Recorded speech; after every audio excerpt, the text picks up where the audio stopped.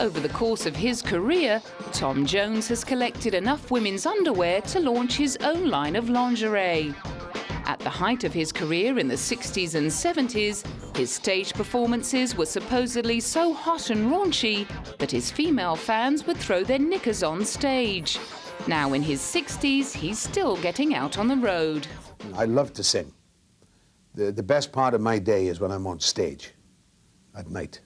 You know, that's the most exciting part of my day, because you can get rid of a lot of emotion. And although the knickers might be a little larger these days, he's still treating fans to the same raucous style that made him famous. Yeah, well, I've always, I've stuck to my guns. I've always sung the way I wanted to, and I've worked with a lot of different producers to get different sounds, but never changed my vocal style. And thank God it's still being appreciated.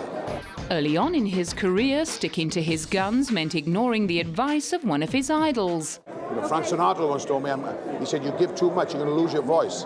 I said, it's the only way I know how to sing. After a quiet patch in the late 70s and early 80s, his son Mark became his manager. And in 1987, Tom bounced back into the charts with a cover of the Prince hit Kiss. In 1999, he capitalized on his retro cool by pairing up with a host of younger chart-topping artists to cover a range of hits on his blockbuster album Reload. 4 years later, he popped up again with Reloaded. It's basically the greatest hits album, so we've taken the most successful singles that I've had, and then I've had success with some CDs that we've put out in Europe that were never released in America. So we added some of those songs as well. The hits kept coming, and so did the awards.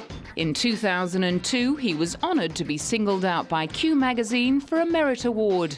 The following year, he got a Brit for outstanding contribution to music. But after being around for a long time, it's nice to know that the industry appreciates what I've done.